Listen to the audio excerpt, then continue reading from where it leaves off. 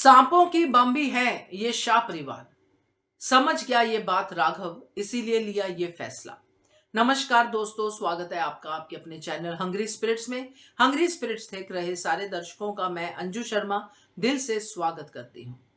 राघव ने दुनिया देखी है, जिस दुनिया ने उसके ऊपर चप्पलें मारी हैं, जो पत्थर मारे हैं, उसको क्रिमिनल कहा है, बहुत कुछ कहा है।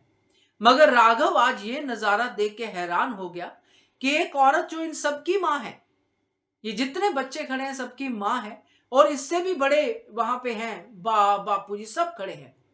और खास करके अनुपमा, जिसने अभी अभी चोट खाई है अपनी नातिन को बचाते हुए, और नातिन यानी ईशानी और ईशानी की मां दोनों ही अनुपमा पे दोष लगा रहे हैं और कोई रोकने वाला नहीं है।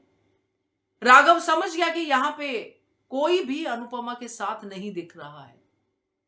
अनुपमा ने जिनका इतना भला किया है, जब वो अनुपमा के साथ ऐसा कर रहे हैं तो राघव को लगा कि शायद कुछ मैं भला कर सकूं, क्योंकि उसी में मेरी भी भलाई है।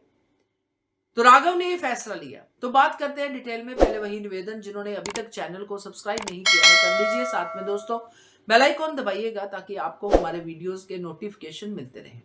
राघव चुपचाप वहां से चला गया, क्योंकि वहां पे अब राघव की कोई जरूरत नहीं थी।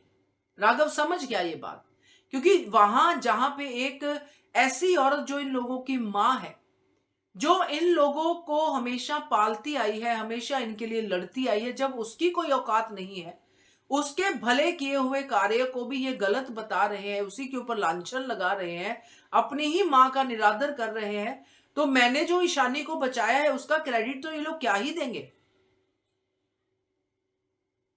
तो मेरे लिए भी यही रास्ता है कि मैं यहां पे ये फैसला लूं कि मैं सरेंडर कर रहा हूं, क्योंकि इसी से अनुपमा जी के पीछे जो इतना सारा इल्जामों का जो सिलसिला चल रहा है कि क्रिमिनल को दिया, पुलिस के पास क्यों नहीं दिया। मैं खुद ही चला जाता हूं पुलिस के पास, क्योंकि अगर राघव चाहता तो ना भी जाता पुलिस के पास।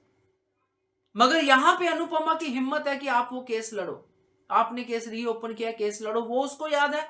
और अनुपमा को सेफ साइड रखना है, वो याद है कि कम से कम मेरे कारण इसको घर में ताने ना मिले। यही तो हो रहा था ना जो राघव ने देखा, इसीलिए तो उसको बाकी से कहना पड़ा कि जो अपनी मां की रिस्पेक्ट नहीं करती वो मेरी क्या करेगी। बात सही है। कोई बाहर वाला आके आपको ये बात कहता है तो कितना अंदर तक इंसान मरता है, और वो मां खास करके जो बीच में खड़ी होकर अपनी बेइज्जती करवा रही है। बट अनुपमा ने भी आज खूब खूब खूब सुनाया, बट इन बच्चों को कहां समझ में आया। बट राघव को समझ में आया, इसीलिए उसने ये सरेंडर करने का फैसला ले लिया कि अब मैं सरेंडर करता हूं, क्योंकि ना तो राही समझने वाली है, ना ही पाखी, ना ही बाकी के लोग। तो बढ़िया लगा ये राघव का फैसला, मजा आया। देखते हैं आगे क्या होता है। Keep watching hungry spirits channel. Thank you so much.